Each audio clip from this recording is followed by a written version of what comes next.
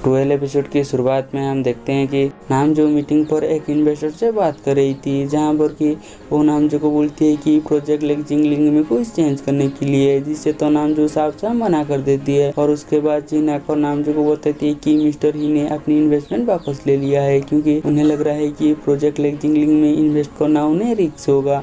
तो नामजो उसे बोलती है कि उसके पीछे जरूर मिस्टर लू होंगे। तभी जिन उसे बताती है कि इस हफ्ते ब्लूडो को पहली पेमेंट करना होगा, क्योंकि उन्होंने उनसे स्पेशल इफेक्ट खरीदा था। तो नामजो उसे बोलती है कि तुम उनसे बात करो और उनसे पूछो कि क्या हम पेमेंट को थोड़ा सा पोस्टपोन कर सकते हैं। और शाम में जिनसे नामजो को कॉल कर बताए थे कि उन्होंने एक हफ्ते तक पेमेंट को पोस्टपोन कर लिया है, लेकिन इस बात पर तो नामजो बिल्कुल भी खुश नहीं होता, क्योंकि उनकी कंपनी के पास काफी फाइनेंस की कमी है और सारी इन्वेस्टर ने अपनी इन्वेस्टमेंट वापस ले लिया है। और अगले दिन सू अपने घर में होती है तो उसकी मम्मू से एक जबरदस्ती ब्लाइंड डेट पर भेजती है, लेकिन सू तो जाने से साफ साफ मना कर देती है, क्योंकि वो जुआन को पसंद करती है ना, इसलिए।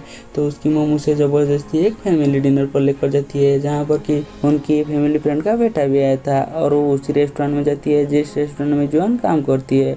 और जैसे ही जुआन और सू एक दूसरे को देखते हैं तो वो दोनों तो बहुत ज्यादा अकड़ हो जाती है, इसलिए सू जुआन से बात करने के लिए जाती है और उसे बोलती है कि मैं इस रेस्टोरेंट में आना नहीं चाहती, लेकिन मेरी मम्मी मुझे जबरदस्ती यहाँ पर लेकर आ गई। तभी उनकी फैमिली फ्रेंड का बेटा आ जाती है और वो सू को पूछती कि क्या तुम एक दूसरे को जानते हो। और जैसे ही सू बताने वाला होती है तो उससे पहले जुआन बताती है कि मैम इस रेस्टोरेंट का वीआईपी कस्टमर है, इसलिए मैं उन्हें जानती हूँ। और दूसरी तरफ जिनसी इनके साथ बैठकर काम कर रही होती है, तभी उसके पास उसकी कंपनी की तरफ से कॉल आती है और उसे बताती है कि तुम्हारे कॉमिक को एक कंपनी ने पसंद किया है और वो शायद उसमें एनिमेशन बनाना चाहती है, इसलिए तुम्हें उनसे बात करना होगा और उनकी कंपनी जाना होगा। और इस बात पर तो जिनसी बहुत ज़्यादा खुश हो जाती है और उसके बाद वो उसी कंपनी में चली जाती है, जहाँ पर कि उसे पता चलती है कि वो कंपनी और किसी नहीं मिस्टर ही का है, जिसने नाम की कंपनी से अपनी इन्वेस्टमेंट वापस ले लिया। और हम मिस्टर ही और मिस्टर लू को बात करते हुए देखते हैं, जहाँ पर कि मिस्टर ही मिस्टर लू को बोलती है कि अच्छा हुआ कि आपने टाइम होते हुए मुझे नामजो के बारे में बता दिया, इसलिए मैंने उसकी कंपनी से अपनी इन्वेस्टमेंट विड्रॉ कर लिया है। और ये सारी बातें जिनसी भी सुन लेती है। और मिस्टर लू वही पर्सन है जो नामजो की फादर के साथ मिलकर उनकी कंपनी को बनाया था। और दोनों आ रही होती है तो जिनसी जाकर उनसे मिलती है और उन्हें बोलती है कि आपको जरूर नामजो के बारे में कुछ गलतफहमी हुई है और प्रोजेक्ट लेक्जिंगलिंग सच में बहुत ही अच्छी प्रोजेक्ट है। तो मिस्टर लू उसे बोलती है कि तुम नामजो के बारे में जानती कितना हो, तुम तो उसे अभी अभी मिले हो। तो जिनसी उसे बताती है कि मैं जरूर नामजो के बारे में ज़्यादा कुछ भी जानती नहीं हूँ, लेकिन मैं प्रोजेक्ट लेक्जिंगलिंग के बारे में बहुत ही अच्छी तरह जानती हूँ। वो एक बहुत ही अच्छा प्रोजेक्ट है और आप वहाँ पर इन्वेस्ट ना कर आप तो बहुत ही बड़ा गलती कर रहे हो। और जिनसी तो उन्हें काफ़ी बातें सुनाने लगती है, जो सुनकर मिस्टर लू से बोलती है कि मैं प्रोजेक्ट लेक्जिंगलिंग के बारे में कुछ सही से जानती नहीं हूँ, लेकिन मैं नामजो को बहुत ही अच्छी तरह से जानती हूँ। और वो जिनसी को बोलती है कि तुम जाकर नामजो से पूछना कि 15 साल पहले उसकी भाई के साथ क्या हुआ था। नामजो बचपन से काफ़ी सेल्फिश रहा है, वो खुद के अलावा और किसी के बारे में सोचता नहीं है, बोलकर वो यहाँ से चली जाती है। और जब जिनसी बाहर जाती है तो वो इसके बारे में सर्च करने लगती है, तभी उसे पता चलती है कि 15 साल पहले आज के दिन पर एक भागदौड़ मची थी, जिसमें एक बच्चे का मौत हो गया था।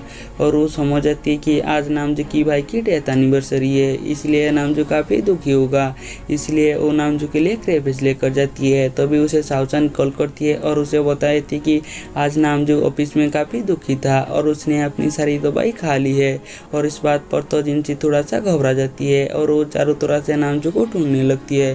तभी वो देखती है कि नामजो बालकनी में बैठा हुआ है, इसलिए उसके पास जाती है। तो नामजो उसे पूछती है कि तुम्हें यहाँ पर आने का परमिशन किसने दिया। तो जिनसी उसे बोलती है कि मैं भी इस घर का रेंट पे करती हूँ, इसलिए मैं भी यहाँ पर आ सकती हूँ। तो नामजो उसे बोलते कि अगर तुम यहाँ पर आ चुके हो तो चुपचाप यहीं पर बैठ जाओ। और उसके बाद जिनसी क्रेफिश निकालती है और उसके सामने खाने लगती है और वो जानबूझकर बहुत ज़्यादा आवाज़ कर रही होती है, जो देखकर नामजो जैसे ही कुछ भूलने वाला होती है तो जिनसी उसकी मुंह में क्रेफिश को ठूस देती है और उसे बोलती है कि क्रेफिश सच में बहुत ज़्यादा अच्छी है, तुम्हें भी ट्राई करना चाहिए। और नामजो को भी तो क्रेफिश काफ़ी अच्छी लगती है, इसलिए ग्लव्स पहनती है और क्रेफिश को खाने के लिए, लेकिन नामजो तो क्रेफिश को छील ही नहीं पाता, इसलिए जिनसी उसकी मदद करती है और अपने हाथों से वो नामजो को खिला देती है, जो देखकर नामजो भी क्रेफिश को छीलकर अपने हाथों से जिनसी को खिला देती है, जो देखकर जिनसी थोड़ा सा सैड हो जाती है और वो नामजो को बताती है कि काफ़ी टाइम के बाद कोई अपने हाथों से मुझे खिला रही है। वो शायद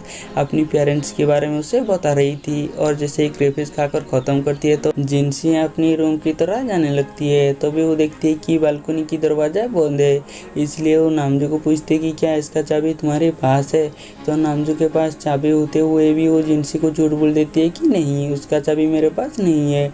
तो अभी जिनसी देखती है कि उसकी मोबाइल स्विच ऑफ हो गई है। तो नामजो को पूछती है कि क्या तुम्हारे मोबाइल पर चार्ज है। तो नामजो उसे दोबारा से झूठ बोल देती है कि नहीं, मेरी मोबाइल भी स्विच ऑफ हो गई है। और वो अपने फ़ोन को स्विच ऑफ कर देती है।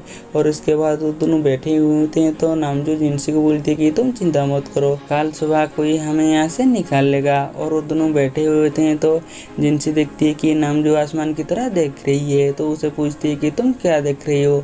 तो नामजो उसे तारों के बारे में बताने लगती है। तो जिनसी उसे पूछती कि तुम्हें इन सब के बारे में कैसे पता चला। तो नामजो से बताई थी कि ये सारी बातें मेरे भाई ने बताई थी जब मैं छोटा था। और दोनों तारे देखते देखते जिनसी यहीं पर सो जाती है। इसलिए नामजो अपनी कोट निकाल कर उसे उड़ा देती है और उसे देखने लगती है।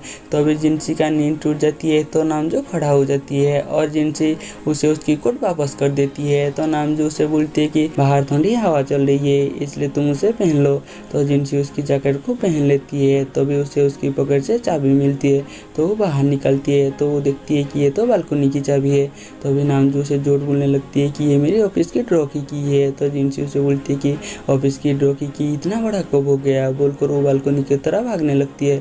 और उसके बाद वो बाथरूम में होती है। तो वो सोच रही होती है कि उसने अपने पास मुझे रखने के लिए कितना बड़ा गंदा झूठ बोला, बोलकर वो तो बहुत ज़्यादा मुस्कुरा रही होती है। और अगले दिन जिनसी नामजो के लिए ब्रेकफास्ट बना रही होती है। तो नामजो टॉवल पर ही बाहर आ जाती है और वो जिनसी के पास आकर उसे बोलती है कि मैं बहुत ज़्यादा प्यासा हूँ, बोलकर उसके करीब जाने लगती है। तो जिनसी अपनी आँखें को बंद कर देती है और वो जब आँख खुलती है तो वो देखती है कि नामजो पानी पी रही है। ये देखकर उसे तो बहुत ज़्यादा गुस्सा आती है।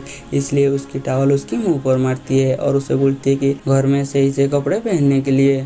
और यहीं पर हमारी एपिसोड खत्म हो जाती है। यहाँ मिलेंगे जल्दी नेक्स्ट एपिसोड में।